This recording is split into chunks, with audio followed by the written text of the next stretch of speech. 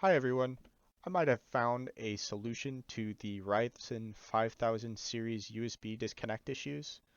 Um, this fix might also help with frame rate issues, frame stuttering issues with graphics cards. I haven't really found many issue or people with that issue. How I found this fix was fixing that for me. Um, but I was also having the USB dropout issues, and I went back and I applied this to the USB controller, and it fixed it as well. This fix doesn't require you to do anything with lowering the PCIe Gen standard. Like you can still use Gen 4 PCIe Gen. So I'll show you real quick. I'll run firmark, and here you go. This fix does require you to make changes to system settings, so back up your system. I'm not responsible if the system gets damaged. Uh, I I'm not sure uh, exactly how much damage you can cause by changing these settings if you do something wrong, but for me it fixed the problem, so I figure I will share it. All right, so to start things off, I was having issues with USB dropouts on this particular Ryzen 5000 series CPU. I've had three, two of which did not have the issue. The first was a 5600X that ran perfectly fine. I just wanted to get extra cores, so I got a 5800X. That 5800X did not have the issue, but it ran extremely hot. It did not boost very well. Um, it was installed on the same cooling solution as this 5800X, which boosts perfectly fine, and it runs much. This one runs much cooler than that other one as well. Um, and I'm using the same cooling, same thermal material application method. So I do think that it was just a quality of silicone difference there.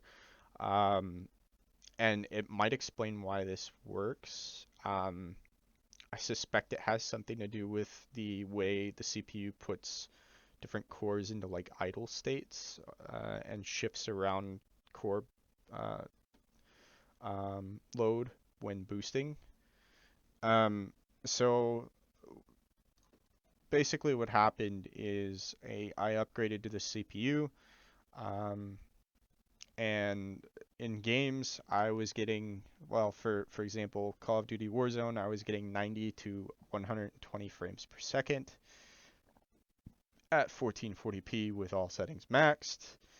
My friend, who is running the same RTX 3080 as me, 5800X, he was getting 160 to 180 frames per second. And my GPU actually boosts at a higher speed because I went ahead and I water cooled mine.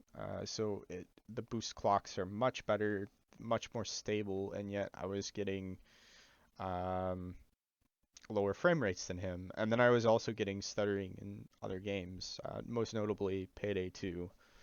So I started looking around for a fix for this, and I found this MSI mode utility. And what I did is I set the RTX 3080 to MSI mode, and I went ahead and I set the interrupt priority to high. I applied the setting here, and then in this interrupt affinity policy configuration tool, I went ahead and I found the NVIDIA RTX 3080.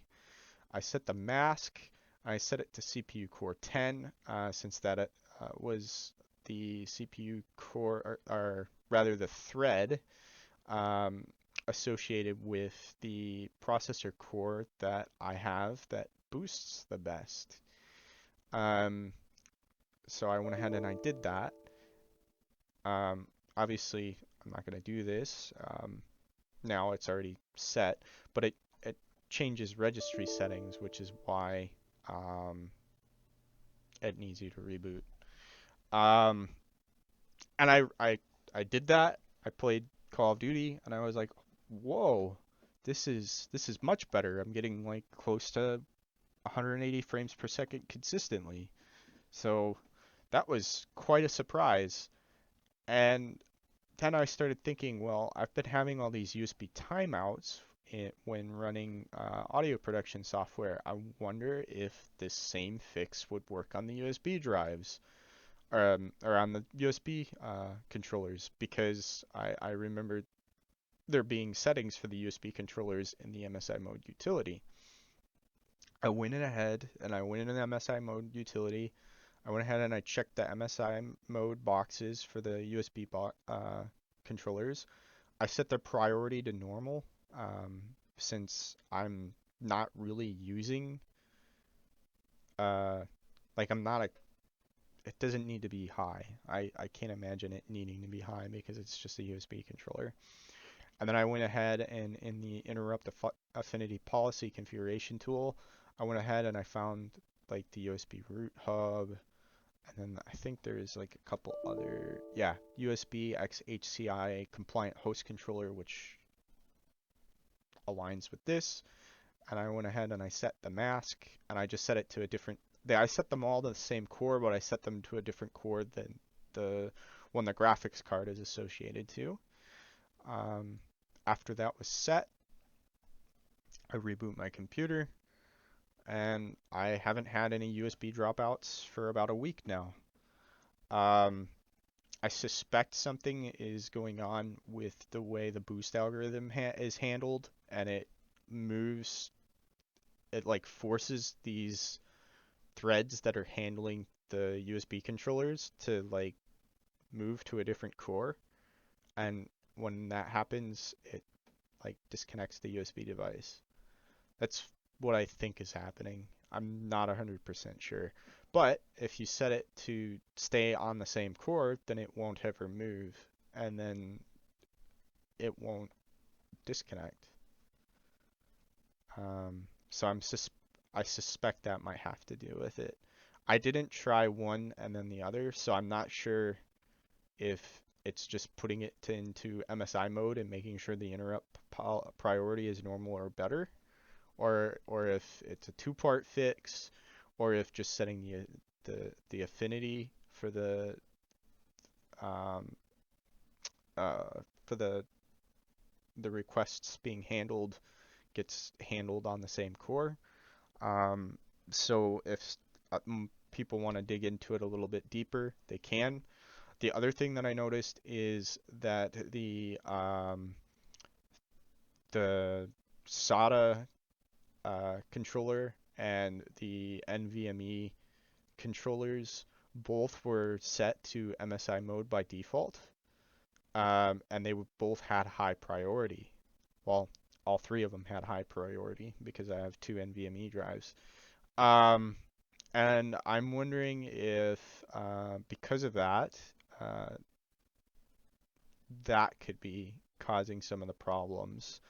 And that could explain why if someone's got a Gen 4 NVMe and they set it to Gen 3 mode, then they don't have problems anymore. But I'm able, like all my stuff is set to Gen 4 mode, as I demonstrated earlier, and I don't have any problems anymore, which is nice, obviously. Um, Let me know if this works for you. And I, I'm really interested in knowing if this is an actual fix or if I just got like super lucky. Like maybe I did all these things and then like during one of the reboot cycles it installed a Windows update that fixed the problem. I don't know. Um, I That'd be a crazy coincidence, but I'm not sure. Anyway, thanks for watching the video. If you liked it, like the video, I guess. Share it around if it does help. Share it with the community, and I hope everyone is able to get this straightened out. I'll try to include links to the tools that I used. Um, the only issue I have with that is the interrupt affinity policy configuration tool came from some, I don't even remember. I was watching so many YouTube videos and going through so many different web pages and forums and stuff that I can't remember where I grabbed this interrupt affinity policy tool. It came somewhere, and when I went into my download history, it was like from a Google Drive. So I don't I don't actually know where it came from, and the Google Drive link doesn't work that I pulled from my download history.